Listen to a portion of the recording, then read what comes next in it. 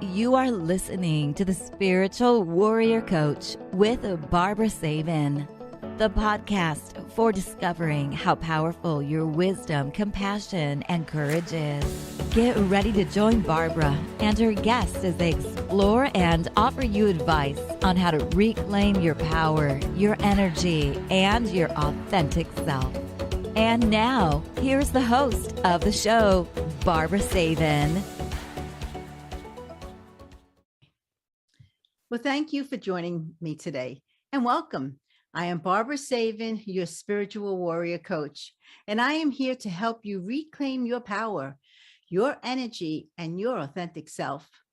And for those of you that do not know me, I am a certified clinical and medical hypnotherapist, Reiki master and teacher, energy healing specialist, life coach, and best-selling author of Gentle Energy Touch, the Beginner's Guide to Hands-on Healing. You know, I have been helping my clients for over 35 years, and the older I get, the more wisdom seems to come through. So isn't it time that you believe in yourself?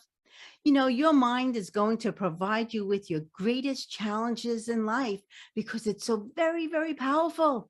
So let's use it for positive thinking, creating harmony, balance, peace, love, happiness, and anything else that your heart desires. Because one day the world will tap you on your shoulder and say, this is your time to shine. You know, I love to begin my podcast with an inspirational story. And this one is called Soar Like an Eagle. So did you know that an eagle can foresee when a storm is approaching long before it breaks? And instead of hiding, the eagle will fly to some high point and wait for the winds to come. And when the storm hits, it sets its wings so that the wind can pick it up and lift it above the storm. And when the storm rages below, the eagle soars way above it. And the eagle does not escape or hide from the storm. Instead, it uses the storm to lift it higher. So the moral of the story is, when the storm of life and challenges, they hit us, we need to rise above them, just like an eagle. And don't be afraid of the storms or the challenges in your life. Use it to lift yourself higher in life. So I hope that you enjoyed this story. So now my special guest is, and I'm going to actually bring her here in view. Hi, is Wendi Friesen. She's a master medical hypnotherapist, and Wendi is a worldwide leader in creating rapid change for life's difficult problems. And since 1994, her site at Wendi, WENDI.com, has influenced the lives of millions worldwide and brought insight, wisdom, and spiritual growth to people in need. Wendi has actually created over 300 programs on audio and video that will teach you how to really use your brain. And the programs lead you through a process of changing your brain's habitual and compulsive thoughts that prevent them from being happy. So welcome, Wendi. How are you? I'm doing fantastic. I loved your eagle story. That was so great. It just made me hear that song that I think is one that my dad used to sing. When you walk through the storm, hold your head up high and don't be afraid of the dawn, the dark. Dawn or dark, one of them. Yeah. And then at the end of the tunnel, there's a light. And we have to not be afraid. Yeah. My father was a preacher when I was growing up, and he would sing hymns around the house. That was just his entertainment for himself. And if I sing a hymn that he used to sing, I just get so choked up because it's that spiritual connection. It's like he's in me when I sing it. So yeah, it's pretty special. But it was quite an interesting upbringing to believe that everybody believed in God. I believe that everybody, it was non-negotiable. And my mom played the organ at church. My sister played the piano, and Bible study was at our house. And I went to youth group. It was just 100%, church and spirituality. quite that's interesting. what you grew up with. It must have been beautiful though. It was. I'm glad that I had that kind of childhood so that it gave me something that was, a real good focus. Now I go to some of the churches now and then, not a lot, but my beliefs are more spirituality than the one God and the tenets of religion. Yeah, I am that way too. We grew up Jewish, and my grandma was a healer, and she would always talk to me about God, and not just that, but my angels, archangels, spirits, and everything else. And so, even though we were Jewish, I truly believed in archangels and angels, and I know they're everywhere, because I also, when I do my healing work, I could feel them. So I grew up with being Jewish, but more spiritual than anything else. And doing hypnotherapy, you have these spiritual experiences that may not be about God, but they're about our connection to all the spiritual energy and power and everything else. And we have experiences as hypnotherapists because we're in a quiet room. Maybe there's some little soft music playing. We're connected with our client. There's nothing to distract us. And it is such an intensely satisfying connection to have that. And sometimes I've had voices from other places that came in and gave me some information, which is always like, whoa. Yeah. It's really something. Some of it is really moving because it makes us not be so stuck in this physical world and the physical beliefs, that there is something more. Oh, there is, without a doubt. I know as a child, I used to have a lot of spirit, what they used to, like make believe little things, walking around. And my mom would always tell me, this is your imagination. Who you're talking to? And I would tell her, don't you see them and hear them? So yeah, and the thing is, I really feel in my heart, a lot of children now have a lot of that going on. And, of course, a lot of them are afraid of it, but it's important for us to embrace it. And for the parents to know that, the little ones that they may be talking to that you don't see, that it could very well be real. Yeah, for sure. And I guess the indigo child is kind of part of that spirituality and that higher knowledge and wisdom. Yeah, it's quite different, but don't make it a make-believe child. Go ahead and just listen to what they have to share with you about it. Oh yeah, I had a lot of make-believe friends, so they were very interesting, let me tell you. Yeah. But so let me ask you, can you tell our listeners a little bit more about yourself? Where did you grow up, and how did you get into hypnosis and everything else that you do? Yeah, well, my dad was in Kansas and a family of 5, and then the whole family, he moved us out to California. And then in the valley in Kingsburg, California, a little tiny town with about 2,000 people, he had a little church there. And that's the church that he's an artist as well. So he taught me to be very artistic and creative, and whatever he wanted to do business wise, he just figured it out and did it. He wanted to be a glass blower. So he taught all 5 of his kids how to blow glass in the garage. I mean, we were little kids with torches and molten glass. So then he took that to the fairs in the summer, and he had built a booth. He built everything himself. He had no idea how to do any of this, but he just figured it all out, and it turned into a really big business that ended up being big kiosks in the middle of malls at Christmas. And that was up in Canada because the economy was so good. And he would take one of his kids and put them in the Edmonton Mall, and one was in the Calgary Mall, and we all had to work for 6 weeks. Everybody worked. We only worked for 6 weeks for the whole year. That was it. Wow. Yeah. He was a smart guy.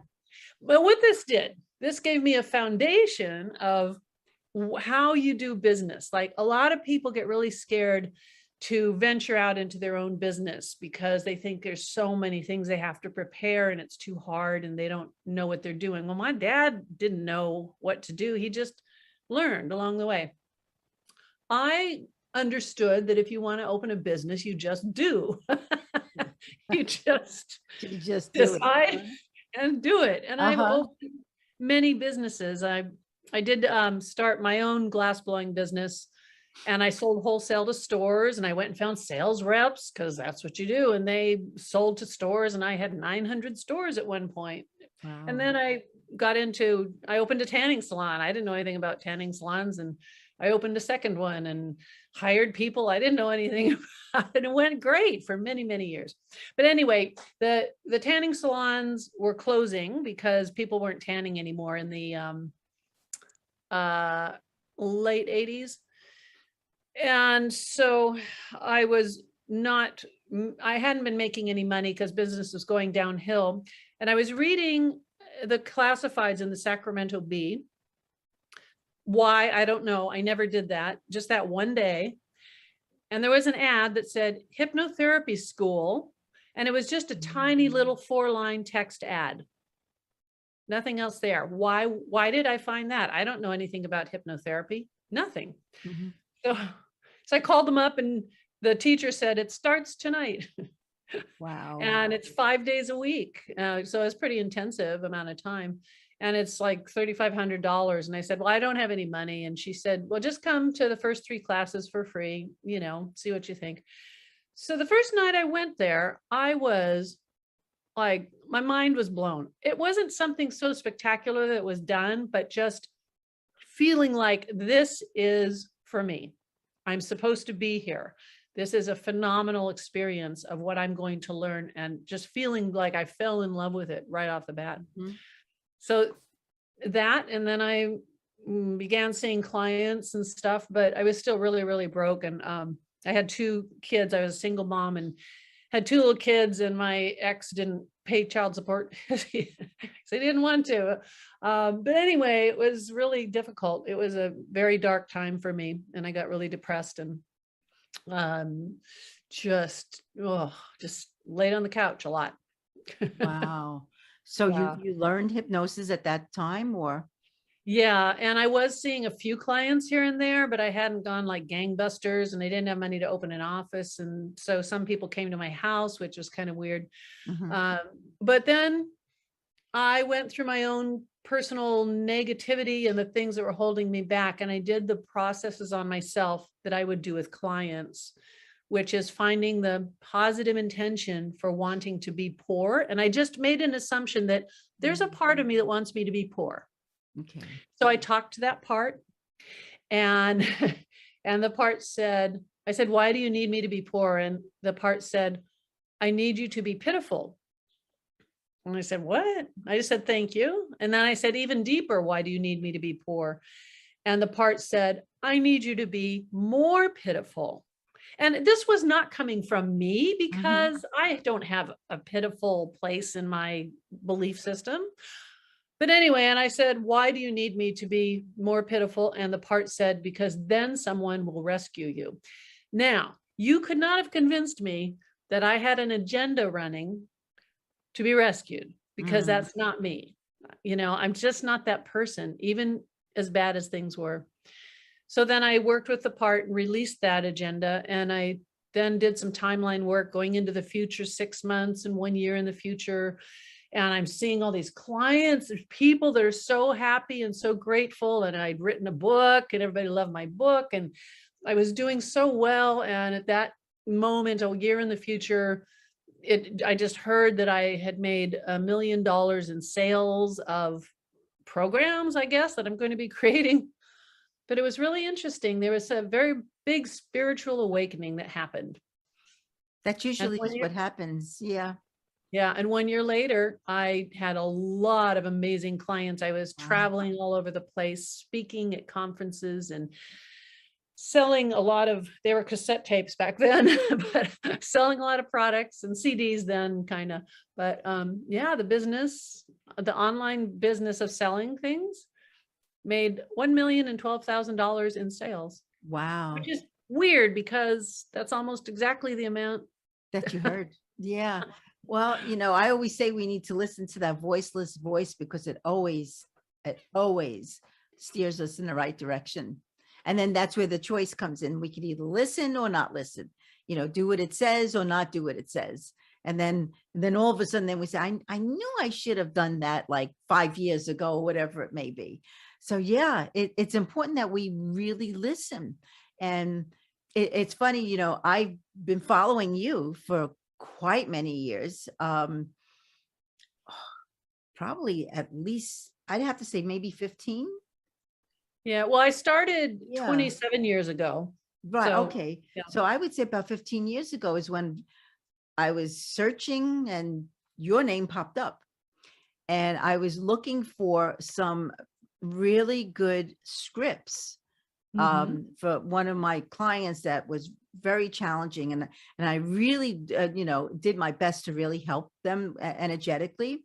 And it was working, but I said, all right, I need to use some hypnosis, but I need someone that really writes very well, that I can, do this for them. And your name popped up. Wow. And I bought the script. I think it was the self-confidence one that you wrote. And I was amazed at how well that worked. And I said to myself, all right, this is a lady I need to always follow. And so it's been a long time that I've been following you. Wow, that's so cool. I'm really honored. I started using Terrence Watts scripts. He's from London. At the very beginning, when I was brand new. And I would have my client close their eyes and get all relaxed. And then I would very quietly pull the script out of I didn't want them to know. Exactly. I would do some things that were my own creation, but I read his scripts so I would get the real foundation of someone who's really, really good. And that's, that's a lot of where it came from, but I'm also a really creative writer as well. So, and then I think a lot of the material in the scripts, I didn't write them first. I would be doing a session with a client and I'd record it. And there were just so many things that came from some divine inspiration. And then my staff would transpose them and type them out. Oh yeah, it's amazing. I know for myself, when I do hypnosis, and I usually follow somewhat of a script, because I listen, we usually sit down and for a half hour, I write everything that they need. And I always use their words back to them so that this is what they really want. But then all of a sudden my eyes close and I'm off somewhere else. And it's amazing how spirit speaks to us and gives us the exact things that person needs to hear. Yeah. Yeah, it's so interesting because sometimes a client will, after the session, they'll say, how did you know? Because we're getting information that's below that conscious awareness or above it or around it. Yeah, it's quite something. I've had some really nice spiritual experiences with my clients where we know, like at one point I was describing that this woman was holding a book with a brown leather cover and it had this and these letters on it. And I just described it because I thought, well, let's let her hold a book or something. I don't know. It just came to me. But afterwards she said, how did you know I was holding the book? I was holding that book like in my hands the entire session. And you described the book. You described what was on it and when you open the pages and everything. And I was like, wow. That's something. But yeah, we gotta let that inspiration in. And the way that we can let it in is by having our time that is quiet, where everything else is quiet. So I used to record my programs in my closet. It was a walk-in closet because the guy from a radio station said, if you have a walk-in closet, that's the perfect environment to deaden the sound. Yeah. So it's all quiet in there and I'm feeling really safe and cuddly and snuggly. And I didn't write a script for any of it. I just let it flow. And if any of you can get that experience for yourself, it is magical. If you can find a really quiet place with no other interruptions and let yourself record stuff, oh, it's great. It is. And a lot of people need to get in touch with themselves, I feel. Everything is so hectic and busy, but I really feel this past year with COVID and everything allowed us to just step back a little bit and to think, what is it that we really need to do? What do we want? And I mean, it was a rough year for all of us. I mean, I didn't have any business at all. I mean, it was hard, But, again, for myself, I trusted, and I said, all right, this too shall pass. And then something will then, manifest itself. Yeah. And I kept on thinking positive instead of being a victim of this situation.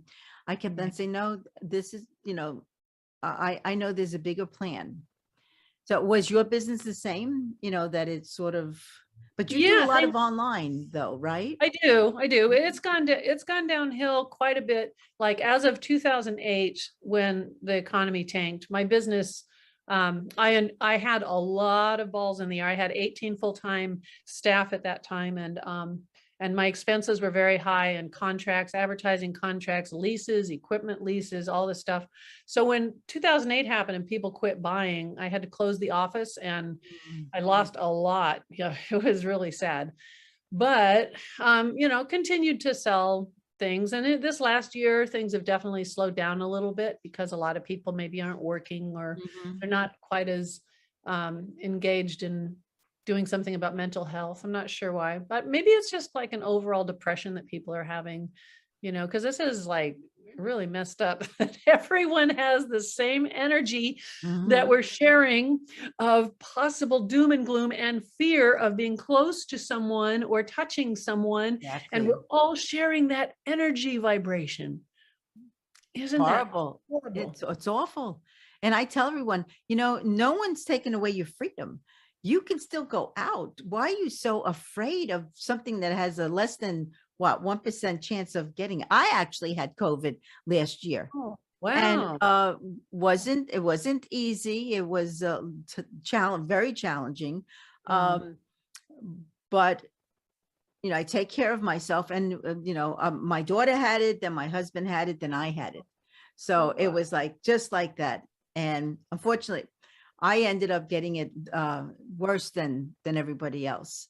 But I survived it. We all survived it, thank God. Wow.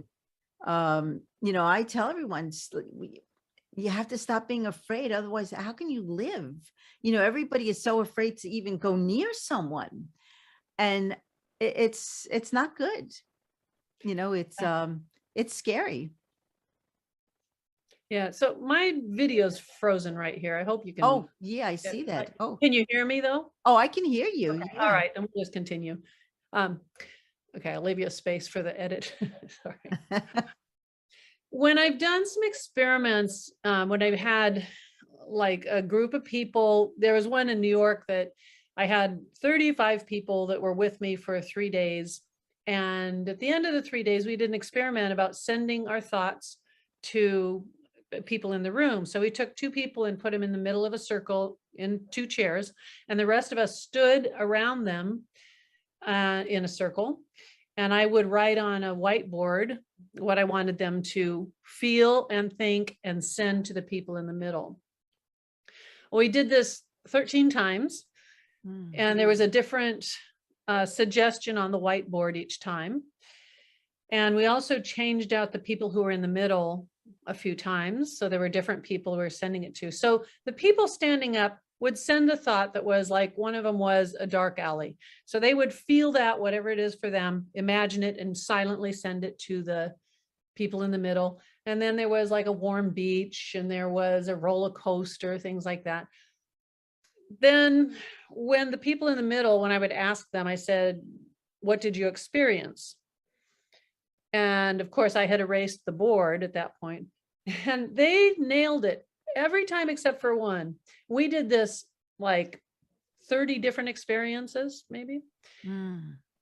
They nailed it every time. There was like one that didn't get it. And it just proved to me that our thoughts are things, but they're more than things. They are influencing the world around us. They're influencing people. We're sharing those thoughts and that energy. So with COVID for the last year, all the thoughts that everyone is thinking, all the emotions and the fear and the confusion about what's going to happen, we're all sharing that and we're absorbing it. Yeah, without a doubt we are. And that's why I always tell everyone, we need to think, you have to think positive, and you have to put good thoughts out there, because then collectively we can change this energy. Yeah. Yeah. Yeah. We need something that's hopeful. And we were just getting there. We were so close, like a month ago. Things are feeling so hopeful.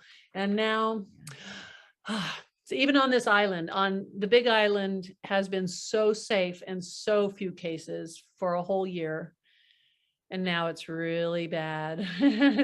Yeah, because I know you're in Hawaii, and Yeah. for some reason I just noticed you're still frozen on my I know. I don't know what. yeah.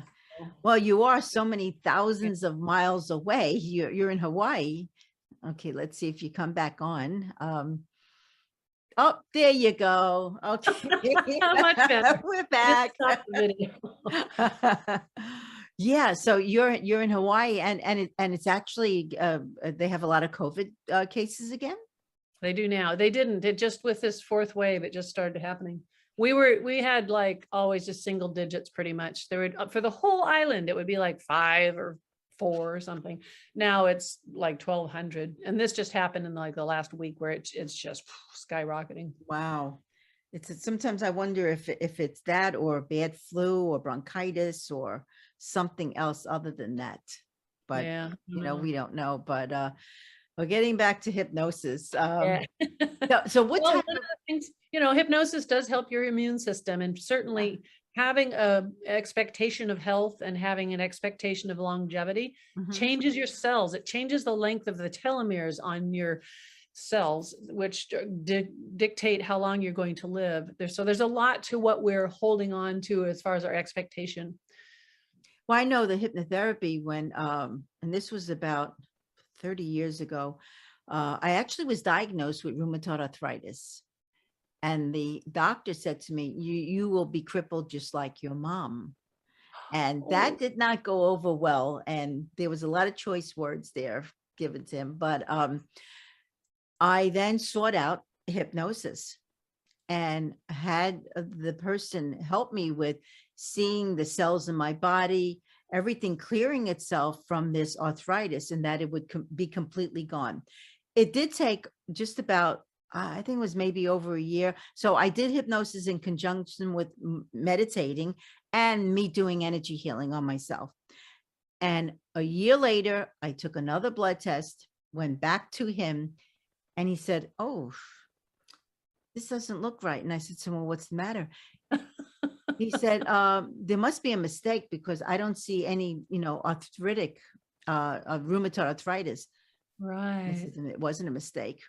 I says, "The power of the mind can actually heal the body. And if your journey is to heal, you will heal. If the journey is, as you know, the illness, what is it that we need to learn from the illness itself?"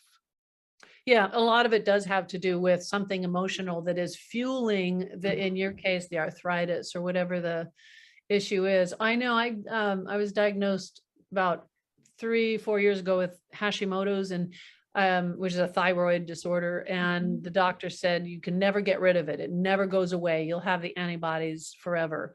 So now I'm in Hawaii, and they tested for it again. And she said, "You don't have Hashimoto's."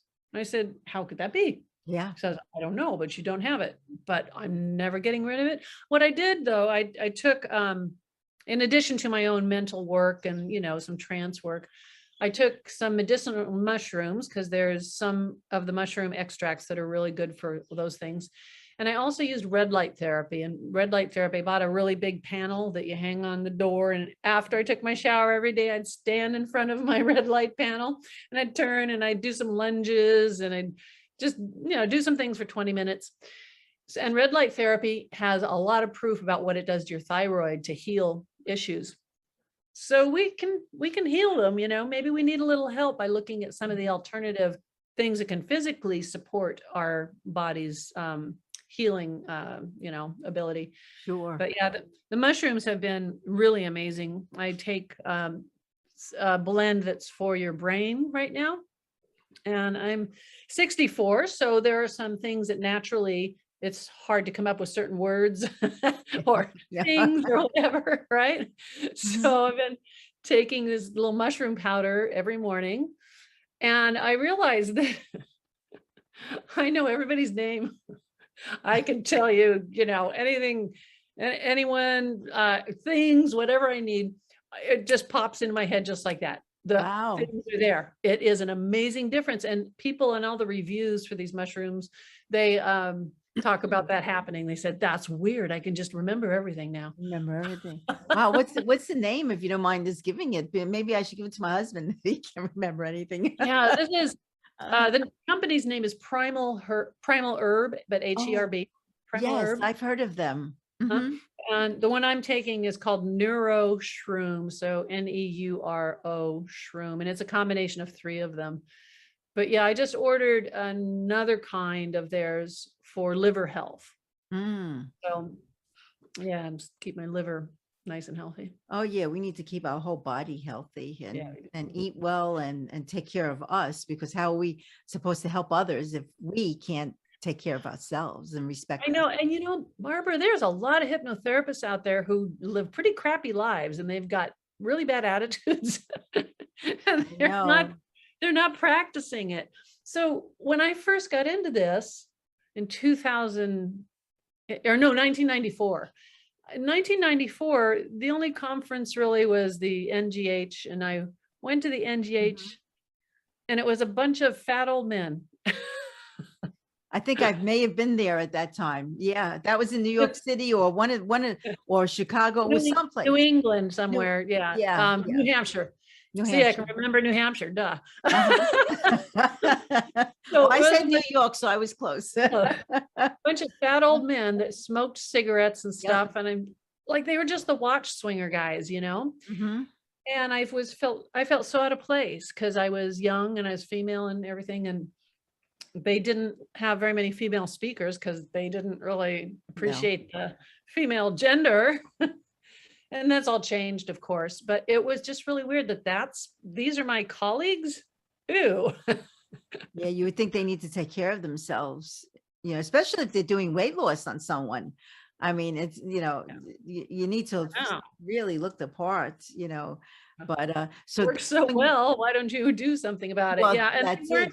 they weren't enlightened. They didn't have any spiritual side or anything. So the second year I got to speak because I was developing a decent following and stuff.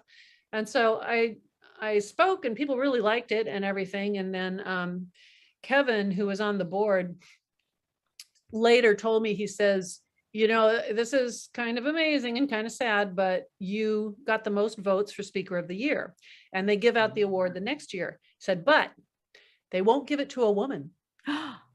Oh, Yes. wow. Yes. He said, so I want you to know that you're Speaker of the Year, but they're not going to give it to you because you're a woman. And then the next year, when I was at the conference, the room that they gave me for my speech was so small so that I couldn't fit people in there. So they couldn't vote for me again because I could only fit like 30 people. There was 100 people in the hallway trying to get into my speech. And they did that on purpose because they didn't want me to get the exposure. Wow. Anyway, the NGH is different now. I'm sure it's evolved a lot and all those funny old men are mostly dead, but it's so sad. What a difficult way for me to get into this profession and go like, ew. And I don't mind talking about it now. It's all true. I didn't make any of it up. And we all know that there is sexism in every facet of our lives. It just was a thing. But I'm so grateful that this profession now is like, that isn't even a possibility of being sexist or. And I think a lot of clients actually seek out women more so than they do men for some reason.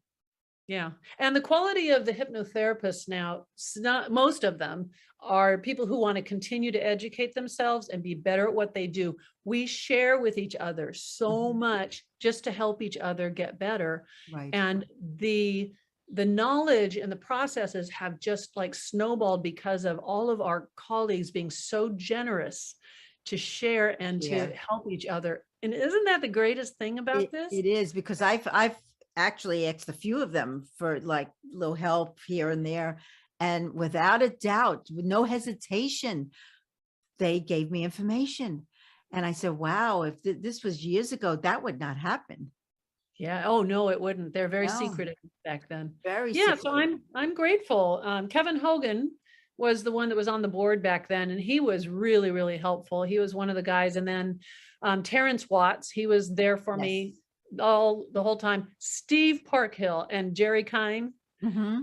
and Steve learned from Jerry. Steve Parkhill would spend hours with me on the phone helping me with client stuff. Isn't that nice when they do that? Amazing. Yeah. Well, Yeah. it's good karma. Yeah, it's a good profession. If you're Yeah. looking to get into it, there are some really good people you can learn from. Oh yeah, including one is you. So, now what kind of programs are you doing, online now? Well, I have a lot of them. One favorite is the Financial Abundance Program, which is my personal journey and how I used my hypnosis to get myself out of the pitiful state and into the belief that I deserve it, but also kind of the cosmic woo-woo part that kept happening and happening. And it's once you get the negative beliefs out of the way, you can then create and manifest some things that should come to you. But a lot of people don't know that they have all these negative beliefs because they're hidden from you usually. So that one is really awesome. And then the addiction work. Because of my oldest son, who had been in rehab 5 times, he would tell me what goes on in the rehabs and why they don't work. And they don't. They have a 5 to 7% success rate, which is about the same as doing nothing at all. If you Yes. want to quit drinking or quit drugs. So he was a genius, and a literal genius. He would tell me what was going on in the rehabs. And I said, come on, really? They're telling you these things? So the first one he went to, and he and a few other guys were leaving in a few days. And the director said to them, remember that in 30 days, only 1 in 12 of you will still be clean and sober. Now, from a hypnosis perspective, that asshole, that was a $25,000 rehab that I paid for. He just implanted a belief that they are going to fail. Yeah. And then one of the really big rehabs that he went to, they had a way of having like almost 100 people in their rehab. But anyway, the director brought me in because he'd heard I was a hypnotherapist. And he sat down with me, and Ryan said, our success rate is really low here. We want to see if we can increase it. Maybe you can help us with hypnotherapy. And I said, oh, yeah. And he said, our success rate is only about 5 or 6%. Wow. And I had just written him a check for $33,000. They are knowingly taking this amount of money all over the world from people, knowing that their success rate is about 5%. Yeah, it's bad. Oh, yeah. And I like to make sure people understand this before they start down the road I did of about $150,000 of money spent on rehab until I finally got it. And then I created a program that is for addiction freedom. It's for either alcohol or drugs. And the cool thing is about this, using hypnosis, like when I mentioned going into the future, like taking yourself a year into the future, I do that with the drug and alcohol program because I want you to fall in love with yourself a year from now, because you're doing something that matters and something you're passionate about and something you love, and to absorb that feeling and let your brain create these memories that are all about what you love and how it's been so easy for you to get healthy and strong and in control. So then our brain changes from those negative memories and fear and everything else and addiction to the things you want. And it just works and works. And that's not the only thing. I mean, there's a ton of sessions in it, but just that one starting point has changed people so much. Like this one guy, he was 45 years old. He says, I'm a fat slob drunk. That's all I've ever been. Everybody knows I'm a fat slob drunk. I don't do anything. I have a case of beer a day that I drink. It's a lot of beer. That's all I am. So he says, so here's the problem. I listened to your program. I was in the future and I was an athlete in the future. This makes no sense. I saw myself as a really high level athlete, and I don't know why, because I would never do that. And I said, well, I don't know why that would be happening, but just let it be there for now and continue with the program. So 45 years old, he quit drinking, right? Like the third day of listening. And then he says, I started training and I trained for Ironman. Now he's been all over the world in Ironman competitions, including in Wow. How does Incredible. the brain do that? And for not just for people who are struggling with addiction, but for all of us, think about what happened to his brain in that future moment and to his body and his soul. His cells chose a new cellular memory. I just got chills. Oh, I know. It's like, oof. His cells chose to Yeah. implant a new memory in Memory. each cell. And as the cell dies off, it hands off the cellular memory to the new cell. So now it's handing off a different cellular memory, which is like, I got to get out there and go for it. I got to do this because I want to feel that. It's a miracle. It's a miracle. It is. And he probably would have never have thought that would have ever happened. It would never have happened. Never have happened. And he even said, 3 months later, after your program, there was still a 6-pack of beer in my fridge. I didn't even know it was there. He said, so I opened a beer and I poured it in a glass and looked at it and went, huh. Then he poured it out. And he poured it out. Yeah. Wow. But it wasn't a thing. It wasn't a struggle like AA makes you go through, or, the 12-step thing is all this struggle.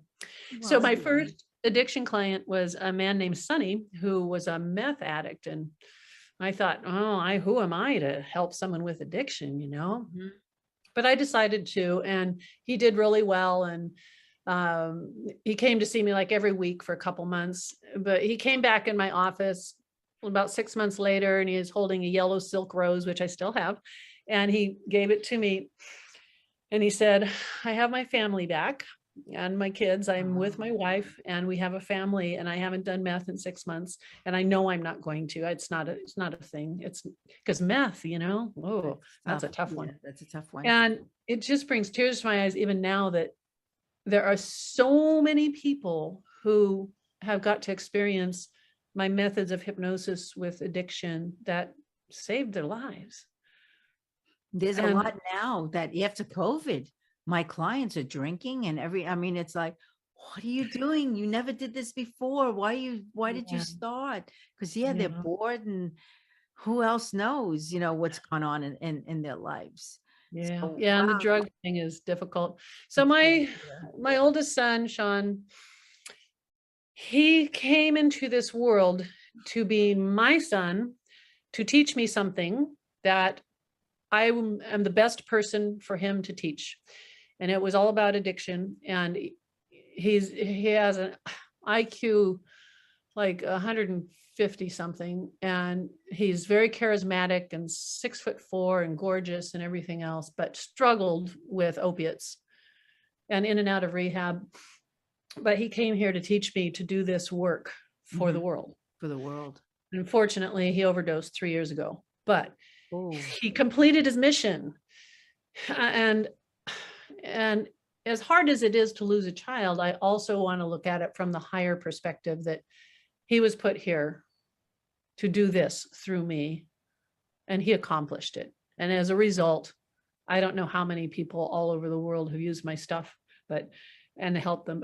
I was in Bali. I was in the hospital in Bali because I hurt my back, and I'm on this stretcher in pain, and these 2 nurses come up and said, "You're Wendi? You're Wendi?" And I said, "Yeah." And they said, "Wendi, the doctor wants your autograph." I'm like, "What?" Come on, I'm in Bali. And then the MRI guy, when they took me to get the MRI, he says, "Oh, Wendi." He pulls out his phone and he starts flipping through all of these sessions of mine he has on his phone. He says, "I listen to you every day. And in Bali, I don't know, they can't afford my stuff, but they get them. And I think that's great. I'm grateful. But I just don't even have a clue, how many people that have been helped. I'm so grateful. That one little classified ad. And it's amazing. And you sorry to hear about your son. And he was put here to help you help others on a much bigger scale. And for the listeners, even though Sean was going to different rehabs and failing, it took many times for me to be open to the fact that it doesn't work, because I thought it should work. For that much money, it should definitely, they should know what they're doing. But it took that many times for me to say, this doesn't work. This is a effed up industry of lies and deceit and not disclosing the truth. Yeah. And it took that many times because I wasn't brave enough to decide to work on addiction issues until I really saw it in a big way from him. Wow. Yeah. Brave lady. Yeah, but he just had one of those one last time. He was heading up to Montana, and opiate addicts, sometimes they just go like, okay, one last time. One last time. Yeah. I know. And when you shoot up heroin, it will be the best day of your life and the worst day of your life. And it's the best day of your life because it's the best you've ever felt. It's the worst day of your life because you will never forget how good that felt. Mm-hmm. And it'll make all your pain go away. Yeah. Yeah. I have neighbors all around me here in Simi Valley that their children overdosed. And it's hard. Yeah. You know, it's like, wow, you know, and you know, I have grandchildren and I tell them, don't let anyone tell you, oh, here, take this, you'll feel better. Yeah. Because you know what? That is the start of Yeah. your downfall. Yeah. And always, you know, in your heart, tell yourself, I don't need this to feel good. No matter whatever you're going through, you know, it's depression, stress, worry, or whatever it is, you know. And I know for myself, I don't go there at all. I've never gone there, and I never will. And I'll be 73 next month. And I say to myself, I have too much to live for just to try something crazy like this. I mean, you know, but it's a shame because a lot of kids fall into that, you know, the peer pressure of it. And they don't think they're making a lifetime decision by taking one benzo pill or doing some, not shooting up, but doing some opiates that are in pill form. They don't think about it as, okay, this is the end of my life. They're just like, oh yeah, I felt good. Let's get some more. One of my clients, like what I do now, well, not so much during COVID, but a client will fly in and we do 4 days together and we spend about 5 or 6 hours each day doing therapy processes. And then the time on their own, they're doing writing and different things. So a young man came to see me that was about 20 years old. He was a heroin addict and his mom came with him. So I got to talk to her after the sessions and stuff. And so I went through the work with him. And on day 3, he didn't look at you. He wouldn't make eye contact. And the tattoos on his arms were of all serial killer faces of serial killers on his arms. His mom was the sweetest thing. But anyway, I helped him. He quit. And on day 3, when he came into the room, his eyes were lit up and he was in there. It's like you could see him. He got it and he came alive. And unfortunately, I was talking to his mom many months later. I think it was about 10 months later, said, how's he doing? And he said, he overdosed recently. He did that one last thing. He says, but she says, it's okay. You gave me the best 10 months with my son of his entire life.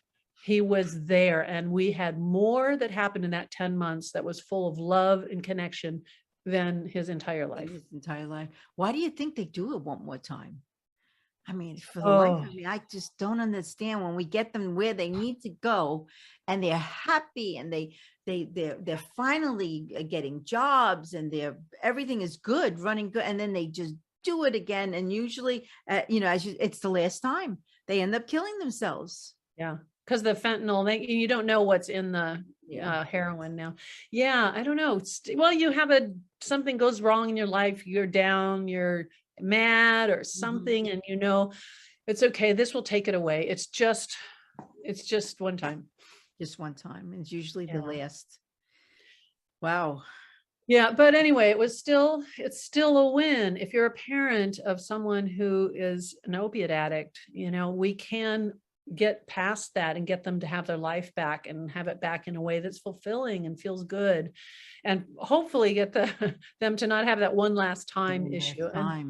Yeah. Yeah. And I know part of what I do is that, like, it's not saying you'll never, never do this again. It's like, now you know from every cell in your body that you love the freedom you have, and nothing can take that freedom away from you, because that freedom is your strength and it's who you are now. And a year from now, 2 years from now, 5 years from now, you just know that freedom is still pulsing through your veins. And we attach a lot to the word freedom. Mhm. So I think that helps with that, with them thinking, nope, I don't want to give that up. Yeah, hopefully. So now let me ask you, so your main programs are for addiction? Well, I still have a lot of them that I work with, but that's the one I'm passionate about, that I Passionate about. help people with the most. Yeah. Yeah. For obvious reasons. Yeah. But do you still do, like, your weight loss and sleep and Hmm. worry and stress and all the good stuff? Yeah. Yeah. And I've seen clients online. I prefer to see them in person. And I was actually just getting ready to open up an office here in Kona so I could start seeing clients in person. And then things exploded. So also with the golf courses, I love working with golfers. And so I Mm, want to have an office in the golf courses where I can go see the golfers. And that's a really rewarding, not so painful part yeah. of life, Mhm. Although the golfers, when I work with them, they still end up going back to childhood trauma. Well, see, it's usually something's preventing them from making that hole in one. So, My dad, and it's little league, and I'm 7 years old, and he's yelling at me. but we have to let go of the past, because if we Oh, hold on to that energy and bring it into now, we'll never heal. yeah. We'll never heal, Yeah. and stop being a victim of what was, and look at what you could do now. Yeah. And that's, Yeah. yeah.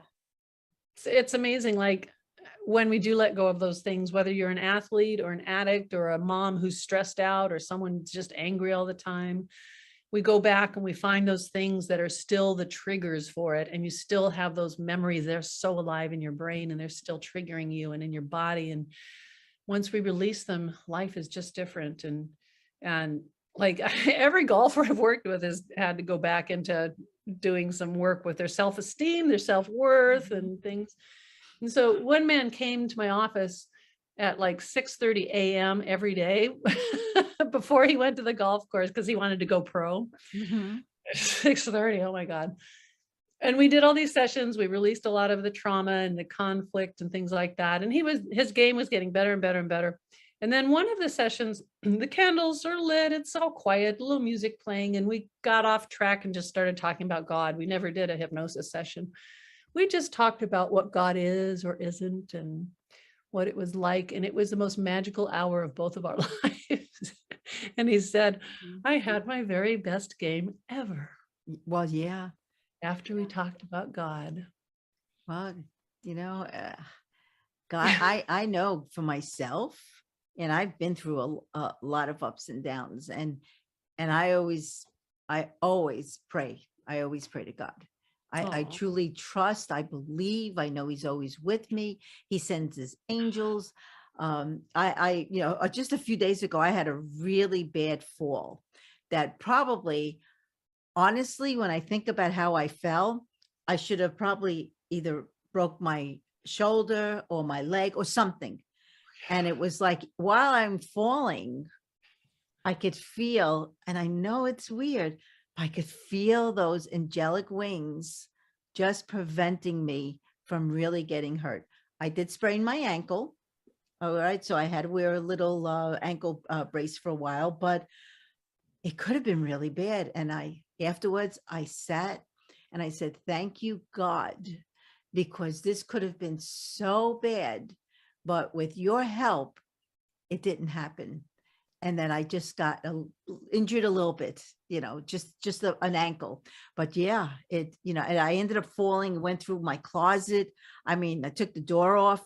It was, I don't even know how it even happened, but I wow. sat and I said, thank you, thank you, thank you. Because yeah, anything I could have had been in the, hospital now and stuff. Yeah. But You yeah, could have hit so your head and died. yes, well, exactly. And Yeah. so, I'm a big believer that, God, in whatever form he or she takes, is always with us. Always. And Yep. prayer is it's so Yeah. dear to my heart. Well, prayer is hypnosis, and it's infusing our cells and our everything with the message of what we do want. And that's why it's so important to do it, because you're wanting to connect with something that's going to guide you and watch over you, help you feel safe, and let you not live in fear.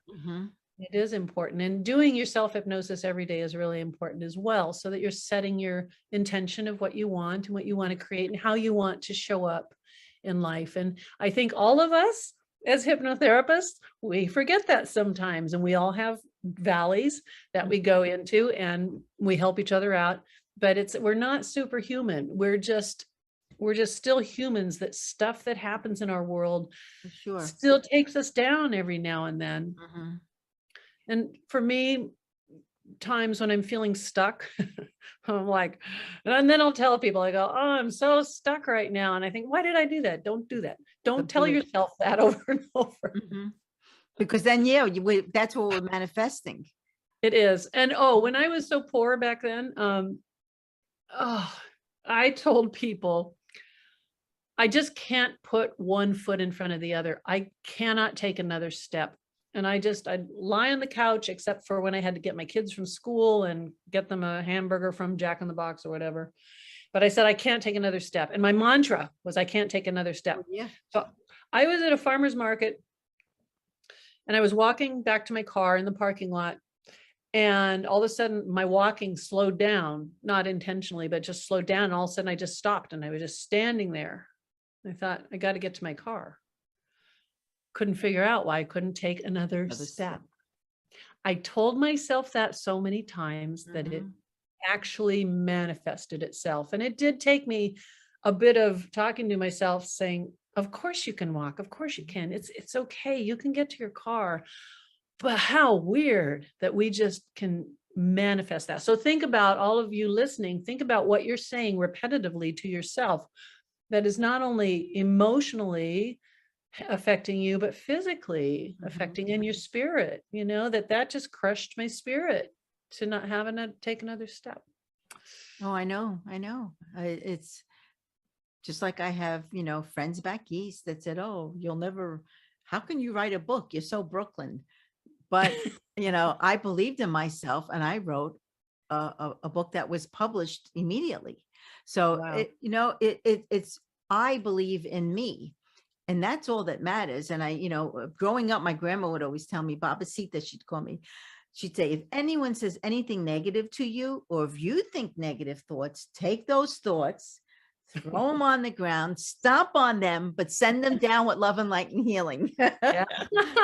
I still do it. When I had, some people say, you're doing a podcast? What are you going to say, do a podcast on? I took those thoughts and threw it on the ground and said, I can do anything that I set my mind to do. Yeah. Because And just saying that triggers all the memories in your brain that hold that same emotional content. So it activates them, because your brain is like a search engine. And if you do say, I'm stuck, or nobody's going to like me, or I just can't go on anymore, your brain is going to be lighting up all the emotional memories that support that. And it's going to get worse. So when you go to bed at night, decide how you want to feel the next day. No matter what it is you're feeling today, when you're in bed at night, decide tomorrow, and of course, use positive words for all you listening. It's not, I'm not going to be sad. Don't do that. No. But say, tomorrow, I'm going to wake up with more energy than today. I'm going to feel better. Now, you're not going to say that this miraculous thing's going to happen and everything's going to be fine. But just give yourself the suggestions that when I wake up, I am going to feel better, and I'm going to feel like my sense of purpose is starting to come back. And just let yourself fall asleep on that. And when you wake up, just notice, the shower feels really good. The air seems so beautiful. Maybe notice those things that your perception changed about. Oh yeah, we need to appreciate and be very grateful. Um, I know when I go to sleep, as my head lays on the pillow, I say, I will have a wonderful night's sleep. I will sleep soundly, and when I wake up in the morning, I will be very energized. And I say that to myself every night, Yeah. Yeah. and I sleep soundly. I wake up fine. And I said, well, see, it's working. Yeah. Yeah, we Great. need to think positive and say, thoughts create your reality because, well, the subconscious mind does not know if it's real or not real. So when we That's feed it right. negative Right. thoughts, it creates that reality for Yeah. us. And people listening may like know that cognitively. They're like, oh yeah, yeah, of course, you're right. Mhm. But how many people are practicing it and actually Right. doing it and putting it into practice daily? So when you have a negative thought or something that you say to someone else and say, oh, I just, you know what, I just can't do that anymore. I just feel like I'm never going to get my spark back or something. Like, you're reinforcing it when you're talking to someone, Right. but just stop yourself and take a breath and replace it with whatever you do want and say, no, you know what? It's going to come back. It'll come back. I'm going to feel that excitement come back. And then you just will. All of a sudden you'll just go, wow, where'd that come from? Well, But it yeah, is it so is true. important to Mhm. really monitor our self-talk and how we berate ourselves. And we all do it, but we got to catch ourselves and change it Yes. gently. Don't beat yourself up. Like, you say something negative and then you go, oh, damn it, why'd I do that? I'm such a dork. Don't do that. I'll do it. I know. Yeah. Yeah, Oh, because we all think, stupid stuff every now and then, creeps in. But yeah, the thing is to know, all right, it was only for that moment. The next moment is not like that. So yeah. yeah. So I in the last like couple months, I've had some down cycles a bit, and it has a lot to do with being so excited to make new friends and all the things, and then knowing that we're shutting everything down again and feeling like, oh no, all these, these nice people I got to know and stuff. And I felt myself kind of going down a bit. So I started a new broadcast thing. It's on Locals, which is just a platform. It's not local to you, but it's just me making videos. Seeing a face on the screen, which is mine, making a video, smiling and stuff, has lifted my spirits extraordinarily. So I've been making these videos, a couple of them every day. And it's like, it doesn't matter if it's me or not, but it's this woman that's smiling at me. Mhm. Well, yeah. And she's laughing and she cracks herself up. Mhm. And it has changed my mood so much. And this is an example of how everyone should take a look at, what is the energy around you? What are the faces looking like that you're talking to? Are they scared and moaning and groaning and, Mhm. and just giving you more fear? Because we do share what it is that we're Yes. getting from other people. So yeah, so if you want to feel better, just start making videos. That's a good thing. Maybe I'll do that. Are they on Facebook or anything where I can see them, or you're just making them for yourself? No, they're on Locals. So the Oh, channel is sleepwithme.locals with an s.com. So sleepwithme.locals.com. Haha. okay. One of the women on the island here, she doesn't know me very well, but she saw on Facebook, I posted a link to it, and she says, when we were at like lunch a few days ago, she says, you have a channel called Sleep With Me? That's terrible. What do you do on there? Hey, a sense of humor. Yeah, exactly. And So you have a sense of humor. I mean, I've been following you. You're really funny. I mean, you really are. You when I had my that, big office whoa. and all the employees, we used to make Uh-huh. videos, funniest videos. Like, we tied up one of the customer service people, Lenny. We tied her up. They bound and gagged her in the storeroom and stuff, and did this whole video about her. And we did a show that was the Chinese guy that worked there would disappear, he'd become invisible and appear again, and all this. They made these amazingly entertaining videos. They were hilarious. It was really Well, Wendy, I cannot thank you enough. Tell everyone, my listeners, where they can buy your programs. Yeah, go to Wendi.com. That's the place, Wendi.com. If you don't find what you're looking for, just contact me through there, because I probably have a program, but it's not on that site. It's on other sites, or I can just find it for you. I can make you a custom recording as well, if you like. And if you want to see me being silly and weird and teaching you stuff on locals, just go to sleep with me. .locals.com. You see, because I'm a hypnotist, so people sleep, right? Yes. And Oh, it's that's recorded. It's recorded in my bedroom. oh. There you go. Because the light's really good in here. I have a bay window right here, and so it's like good lighting. I don't have to turn on lights. Oh, well, you see, you know all the tricks. Yeah. Oh, thank you. I really appreciate this, you coming. And again, it's Wendi, Wendi.com. All right. So guys, check her Yes, out thank because you. she's the real deal. Believe me. Barbara, it has been so fun to get to know Thank you. you and spend time. That's one of my favorite things about these podcasts, is getting to know people on a deeper level. Because when would we ever have a chance to chat for over an hour? And yeah, so yeah, next I'll have you on my podcast, and then I can get to know you better too. Ah, there you go. Thank you. Okay. Well, again, thank you so much, Wendi. So I want to thank everybody for listening. And I would like to leave you with these empowering words. My purpose is to help you overcome your challenges and to encourage your healing and your success. So nurture and honor your dreams and desires so that you are able to manifest them. You can't build a story of success if you give up. So the world is full of people who gave up, and the world needs hope. So stand up and fight through your challenging moments and allow yourself to shine through the dark times and to be the difference in an indifferent world. So trust and believe in yourself. And I hope you enjoyed my podcast and my special guest. And go on her website, Wendi, Wendi.com. So visit me at motivateyourlife.net, and also my YouTube channel, Barbara Saven. I have a lot of grounding, sleep, relaxation meditations for you. And, subscribe to my YouTube, the podcast, the Spiritual Warrior Coach podcast on YouTube. So again, thank you so much, and have a beautiful day and week filled with love and with light. Love, Barbara.